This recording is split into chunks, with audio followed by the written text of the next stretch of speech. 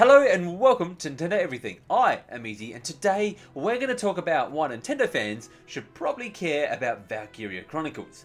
Imperial's incoming! Alright boys, it's go time!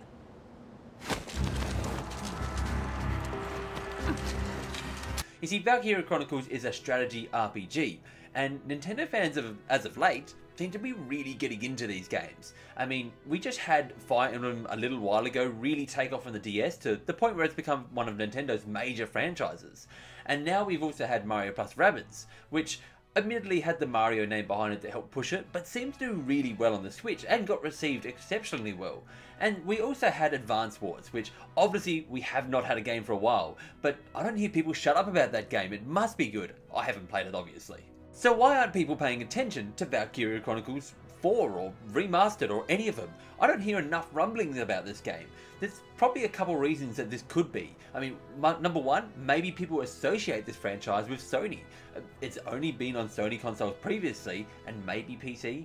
And so I'm guessing that people kind of think that maybe this is a Sony game and they're not paying that much attention to it now that it's on a Nintendo console. The other reason is maybe because there are 3 previous games to this one, people don't feel attached to the franchise and that they're kind of left behind already. Or maybe it's because people see this as an action game, or they're a bit confused by it, because if you were to watch some gameplay footage of this, it's hard to tell that it's actually a turn-based strategy game, because it almost looks like an action game the way that it's played. And lastly, maybe it's just because people haven't been talking about it. And that's why I'm here today. I'm here to talk about the game because I played the first one, and I've played the demo of the new one, and I think they're really good games that deserve more attention. Oh, hey Claude. What are we building today? War means blood. War means death. Found him! Fire!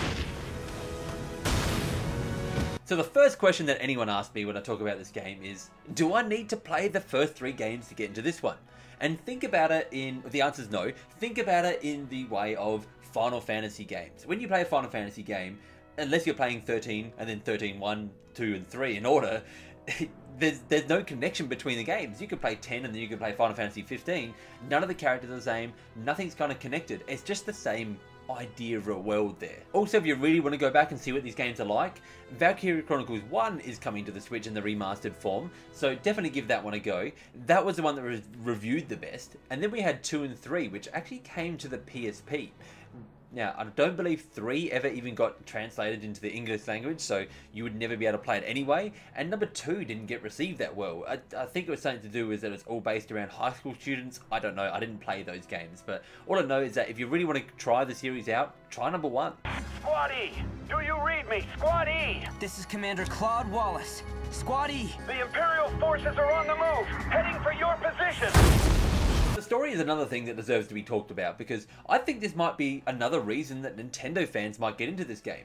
Because to me, the closest kind of comparison that I have to a story, not in theme, but in the way it's kind of set out, is Fire Emblem.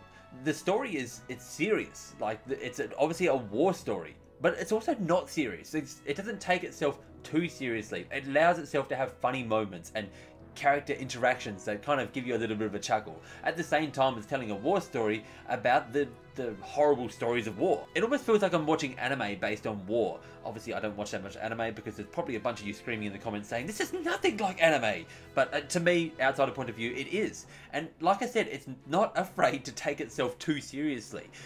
At one point of the game, I mean, this is kind of based around the World War II type of era, obviously fictional, because at one point of the game, magic just starts coming into it. It's our turn now. Fire up the engine, Miles. Fire!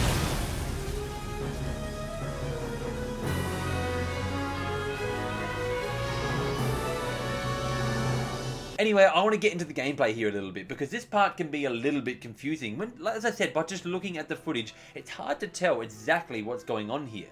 And perhaps that's because I haven't played a game that's kind of recaptured exactly what this game does. It does something that's really unique.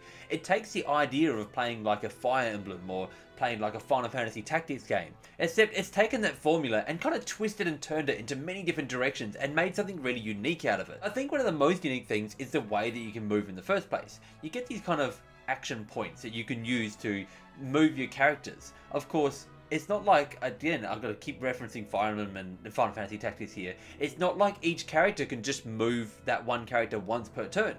You've got a certain amount of action points, and you can move that same character as many times as you want. The catch is that each time you move them, they're going to get worn out, so they can't run as far.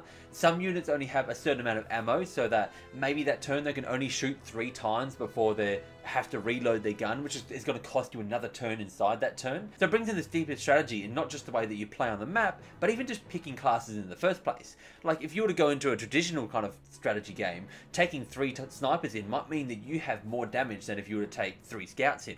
But in this game, having 3 snipers isn't more effective than having 1, unless one of them gets knocked out. Because at the end of the day, you can use that sniper for, 3 or more turns inside each turn. It makes it more about, if you're going to have multiple snipers on the map, where are you going to position those snipers? More than, I have 3 snipers, I'm going to put them all right at the same spot and do damage from there, because that's not effective. It's not helping you at all. And while we're speaking about classes, the classes also make this game really unique, because as I just mentioned, obviously you have a sniper class, but there are lots of different classes. There's like this Lancer class that can take down tanks. There's of course a tank class, which is, you actually start with a tank in this game. There's a scout, which is great for like getting behind enemy lines and getting far as possible. I think there's a couple of recon unit, I forget what they're actually called, and they're great at just up close and personal, taking down enemies. They do a lot of damage up close, but not so great over range.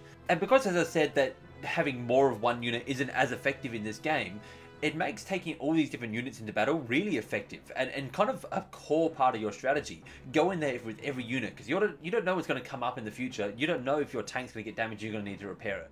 There's lots of different reasons to take lots of different classes into each battle. And the objectives of winning these battles are also really unique, because some of them are going to be just like reach a certain point. Some of them are going to be clear out all the enemies, or some of them might be capture these 2 points of the map, or deal with this certain target, or there's one of the later ones in the demo that I did was just basically sneak through this fog of war and find the real tanks from the fake tanks so you can take them out. The game just kind of throws these different scenarios at you to not allow you just to take one strategy and say, this is the #1 way of winning. And of course, these maps are all quite diverse, so it's never just going to be snipers are the best for every map, because there might be just a map that's all buildings and corridors, and so snipers are going to be useless for you in that map. Oh, and you're probably thinking, wow, how you can take a tank into this game? How is a tank not overpowered? And it's not, because, I mean, there are classes that can take down tanks, there's tanks that can obviously take down tanks, and then there's just spots that you simply can't get your tank into. There's going to be these small corridors or blockades that your tank can't get through. So your tank cannot deal with whatever's over that hill. Alright, I get it. Power of the heart, blah, blah, blah. Look, just go turn in your report already, will ya? Can't go get sloshed if we're stuck here on standby. Because I'm obsessed with this combat, I kind of want to keep going around for a little bit longer here. Bear with me. Another really kind of cool thing and unique thing is the way that units attack you on sight, depending on what unit and how far away you are, but it basically stops you from just saying, I'm going to run this unit straight into the back of their zone, because you can't do that. If they see you, they're going to shoot you. There are consequences to just running straight into the middle of everything. So it makes you want to take this kind of slow and steady approach to kind of getting through it, which is really wise, except for the fact that you get a rank on the end of your match on how well you did.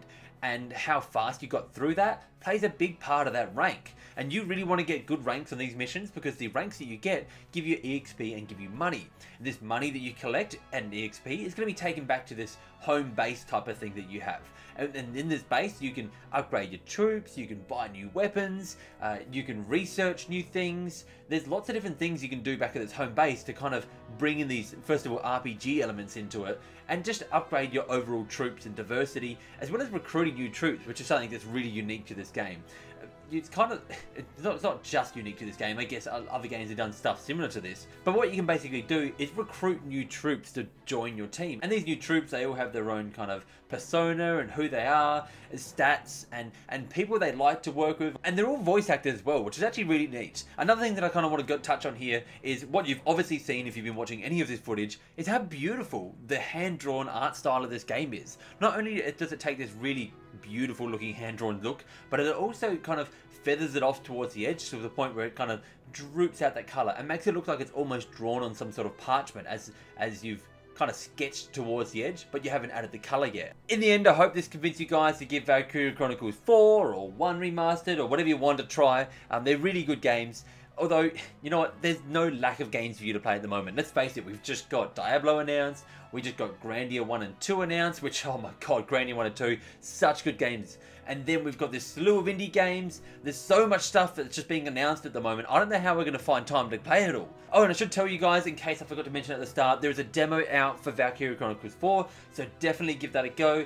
I got through it in about 2.5 hours, but I've showed this pony around the floor a few times, so it might take you guys about 3 hours there. Also, the demo lets you keep your progress, which is one of my favorite things that demos do, so don't be afraid. It's kind of like what Octopath did, so don't be afraid that you're going to lose your progress and you're not going to play this demo. You're going to get to keep it all. Anyway guys, thank you for getting down and dirty with me. Remember, like button, subscribe button, you do you, and for everything Nintendo, stay tuned to Nintendo Everything.